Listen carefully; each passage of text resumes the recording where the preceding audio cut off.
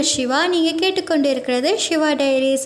இன்னுமே நம்மளுடைய Siva diaries YouTube சேனலை சப்ஸ்கிரைப் பண்ணலன்னா மறக்காமல் சப்ஸ்கிரைப் பண்ணிக்கோங்க. பக்கத்தில் இருக்கிற பெல் ஐக்கானை கிளிக் பண்ணிக்கோங்க. அப்போ தான் நான் போடுற வீடியோ உங்களுக்கு நோட்டிஃபிகேஷனாக வரும். அது மட்டும் இல்லாமல் நீங்கள் கொடுக்குற ஒவ்வொரு சப்ஸ்கிரைப் அண்ட் ஃபாலோவர்ஸ் எனக்கு ரொம்ப மோட்டிவேஷனாக இருக்கும் அடுத்தடுத்த கண்டென்ட் க்ரியேட் பண்ணுறதுக்கு. சரி வாங்க, இன்றைக்கி நான் உங்ககிட்ட சொல்ல போகிறது ஓவர் திங்கிங். இந்த ஓவர் திங்கிங் சொல்லும்போது என் லைஃப்பில் நடந்த ஒரு இன்சிடெண்ட் தான். என்னென்னா ஒரு நாள் என் ஃபேமிலியோடு வெளியில் போயிட்டு வீட்டுக்கு என் ஃப்ரெண்டுக்கு மெசேஜ் பண்ணுறேன், பெஸ்டிக்கு. அவள் எப்போவுமே மெசேஜ் பார்த்தா உடனே எனக்கு ரிப்ளை பண்ணிவிடுவா. அன்றைக்கி என்னன்னு தெரியல, 1 hour ஆகியுமே எனக்கு மெசேஜ் பண்ணல. சரி 1 hourக்கு அப்புறம் வந்துடுவான்னு சொல்லி நான் மறுபடியும் ஹாய் என்ன பண்ணுற, சாப்பிட்டியா அப்படின்னு போடுறேன்.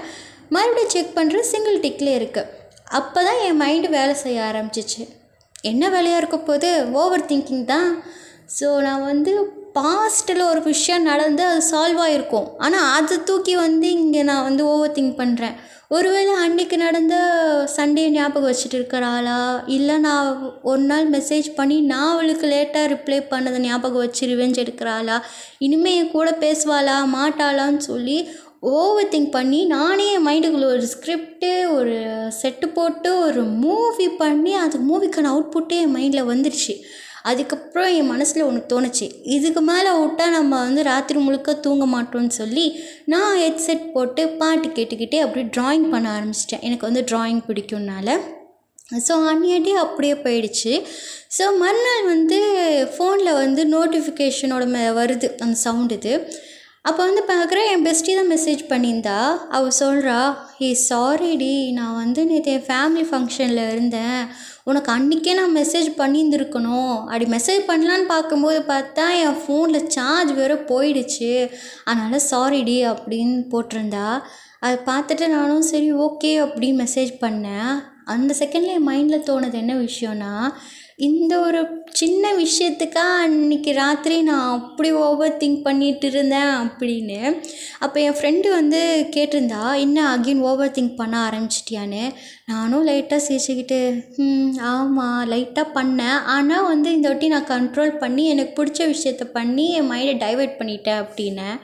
அவளும் சிரிச்சுக்கிட்டே சரி ஓகே நல்ல இம்ப்ரூவ்மெண்ட் தான் அப்படின்னு சொல்லியிருந்தா. ஸோ எனக்கு அந்த இன்சிடெண்ட்டில் தான் ஒரு விஷயம் புரிஞ்சிச்சு, நம்ம ஓவர் திங்க் பண்ணுறது நம்ம லைஃப்பில் இம்பார்ட்டண்ட். ஏன்னா நமக்கு சில டிசிஷன் எடுக்கும்போது ஓவர் திங்க் பண்ணி பண்ணுறது நல்ல விஷயம், ஆனால் அது ஒரு லிமிட்டாக இருக்கணும். அது லிமிட்டை தாண்டிடுச்சுன்னா அது நமக்கு நம்ம லைஃப்பில் அது ரொம்பவே நம்ம மன நிம்மதியை இழந்துருவோம்.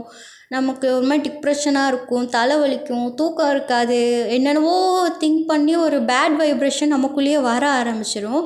ஸோ மோஸ்ட்லி உங்களுக்கு அந்த எல்லையை மீறி போகிற மாதிரி இருந்துச்சுன்னா கொஞ்ச நேரம் வெளியில் போயிட்டு நேச்சரை பாருங்கள், உங்களுக்கு பிடிச்ச விஷயத்த பண்ணுங்கள், பாட்டு கேளுங்க, டான்ஸ் ஆடுங்க. ஸோ நம்ம முடிஞ்ச அளவுக்கு அந்த டீப் ஓவர் திங்க் இல்லாமல் நம்ம டைவர்ட் பண்ணிட்டோன்னா நமக்கு நல்லது. ஸோ இந்த கண்டென்ட் உங்கள் எல்லாருக்குமே ரிலேட்டபுளாக இருக்கும்னு நம்புகிறேன். அப்படி ரிலேட்டபுளாக இருந்துச்சுன்னா ஆமான்னு சொல்லி கமெண்ட் செக்ஷனில் போடுங்க. இதே மாதிரி இன்னொரு கண்டென்ட்டோடு உங்களை சந்திக்கிறேன். இப்போது உங்களிடம் விடைபெறுவது நான் உங்கள் சிவா. நீங்கள் கேட்டுக்கொண்டு இருக்கிறது சிவா டைரிஸ். பை.